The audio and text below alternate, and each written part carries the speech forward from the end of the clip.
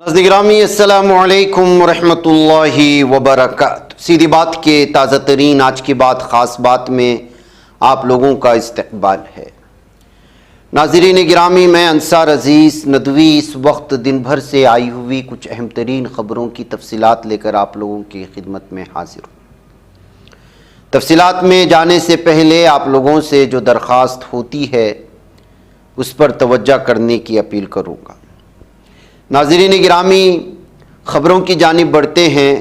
پنجاب کے جالندھر ضلع واقع ایک فیکٹری میں شدید آتش زدگی اور گیس لیک ہونے سے زبردست افراتفری کا ماحول پیدا ہو گیا ہے۔ بتایا جا رہا ہے کہ لیدر کمپلیکس واقع میٹرو ملک فیکٹری میں پیر کے روز بعد دوپہر آگ لگ گئی تھی اور پھر فیکٹری سے ایمونیا گیس لیک ہونے لگی۔ گیس لیک ہونے کی خبر پھیلتے ایک ہنگامہ سا برپا ہو گیا اور وہاں کام کر رہے ملازمین کی سانسیں پھولنے لگی۔ Chief justice of India B R Gavai نے حکومتوں کی بلڈوزر پالیسی کے خلاف گزشتہ دنوں ایک تقریب کے دوران بے باک رائے رکھی ہے۔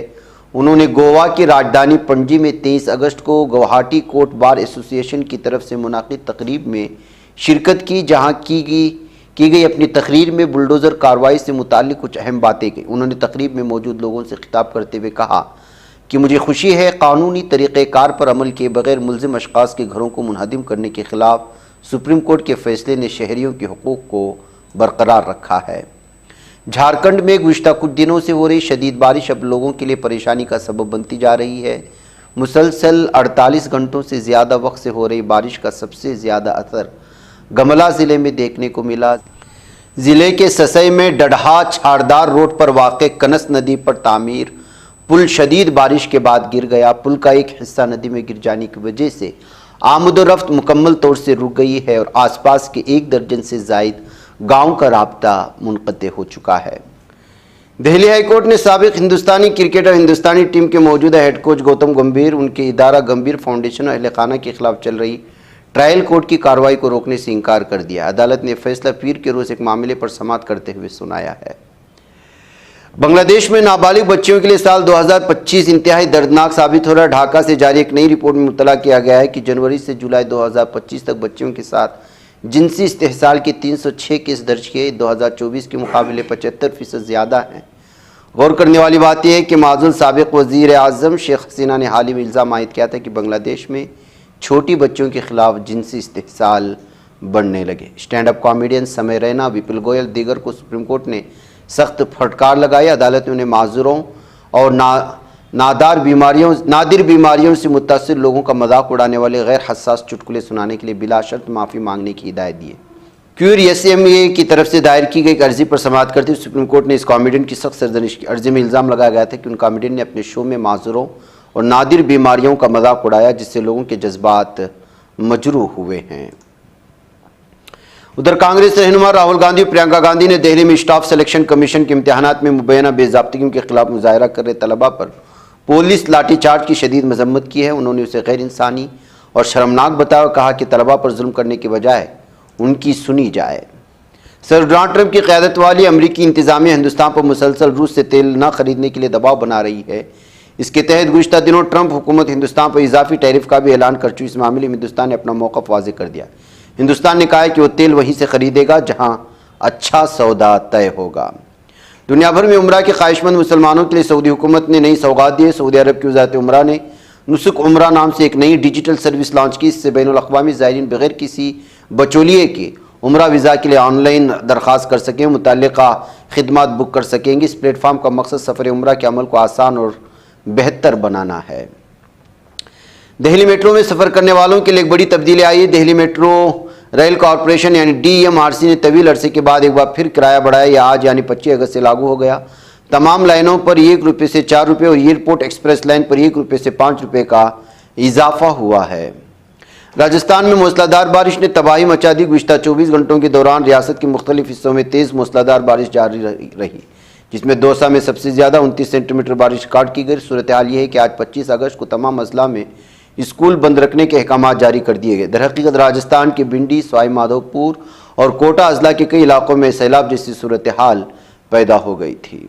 امریکی صدر ٹرمپ روس یوکرین جنگ کو روکنے کے لیے کتنی ہی کوششیں کر رہے ہیں لیکن یہ جنگ رکتی نظر نہیں آ رہی۔ یوکرین نے اتوار کو روس پر بڑے ڈرون حملے کیے۔ اس کی وجہ سے روس کے سب سے بڑے نیوکلیئر پاور پلانٹس میں سے یہ کرسک نیوکلیئر پلانٹ کے ری ایکٹر کی صلاحیت میں زبردست کمی واقع ہوئی ہے اور بڑے استلوگا فیول ایکسپورٹ ٹرمینل میں زبردست آگ بھڑک اٹھنے کی خبر سامنے آئی ہے۔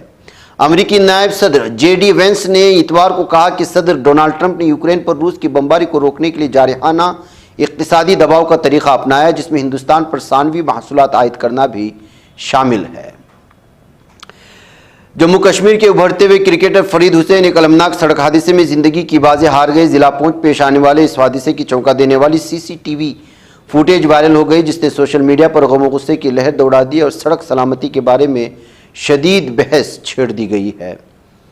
سپریم کورٹ آف انڈیا نے مشہور سیفولوجسٹ انتخابی تجزیہ کار سنجے کمار کو بڑی راحت دیتے ہوئے ان کے خلاف درج ایف آئی آر پر عبوری طور پر روک لگا دی۔ F I R Maharashtra assembly انتخابات 2024 کے دوران ان کے ایک مبینہ غلط تجزیے کی وجہ سے درج کی گئی تھی جس نے ریاست کی سیاست میں ہلچل مچا دی تھی۔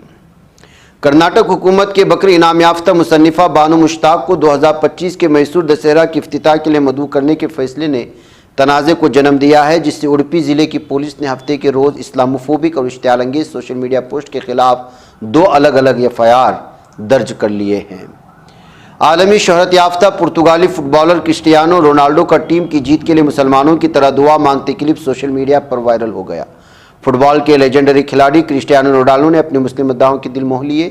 سوشل میڈیا پر وائرل ہونے والے کلپ میں انہیں پینالٹی شوٹ آؤٹ کے دوران دعا کرتے ہوئے دیکھا جا سکتا ہے۔ میچ سعودی کلب النصر اور الاہلی کے درمیان کھیلا گیا تھا۔ اسلامی تحریک مزاحمت حماس نے کہا ہے کہ قابل اسرائیل کی دہشت گردانہ درندگی کے تحت یمن پر حملہ اور وہاں شہری علاقوں کو نشانہ بنانا عرب ریاستوں کی خود مختاری اور بین الاقوامی قوانین کی صریح خلاف ورزی ہے۔ اقوام متحدہ کے ادارہ برائے ریلیف اینڈ ورک فار فلسطینی ریفیوجیز نے خبردار کیا ہے کہ غزہ میں تعلیمی نظام قابض اسرائیل کی مسلسل وحشیانہ جارحیت کے نتیجے میں مکمل طور پر تباہی کے دہانے پر پہنچ چکا ہے۔ ادارے کے مطابق تمام تعلیمی عمارتیں حملوں سے تباہ ہو چکی ہیں اور تعلیمی ڈھانچہ تقریباً ختم ہو چکا ہے۔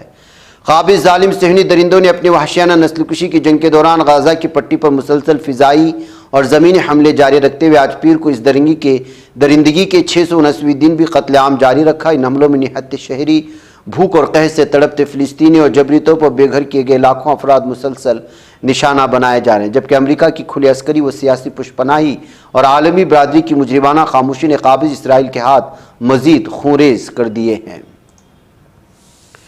غربی اردن کے مختلف شہروں میں آج سوموار کی صبح قابض اسرائیلی فوج نے گھر گھر تلاشی، گرفتاریوں، توڑ پھوڑ، لوٹ مار کی نئی مہم شروع کر دی جس میں کئی فلسطینی شہریوں کی حراست میں لینے کے بعد نامعلوم مقامات پر ظالم صہیونی درندوں نے منتقل کر دیا ہے۔ اسلامی تحریک مزاحمت حماس کے رہنما باسم نعیم نے واضح کیا کہ غزہ کی پٹی میں جنگ بندی کے لیے حماس کی جانب سے آخری پیشکش کے حوالے سے ابھی تک قابض دشمن کی طرف سے کوئی سرکاری جواب نہیں ملا ہے۔ مقبوضہ بیت المقدس نے نامہ نگاروں کے مطابق آج صبح صہیونی یہودیوں کے جتھے قابض اسرائیل کی فوجی سرپرستی میں قبلہ اول کی مقدس صحنوں میں داخل ہوئے اور وہاں کھلے عام تلمودی رسومات اور اشتعال انگیز مذہبی رسومات ادا کی اور ظالم درندوں نے پوری طرح سے مسجد اقصی کی بے حرمتی کی۔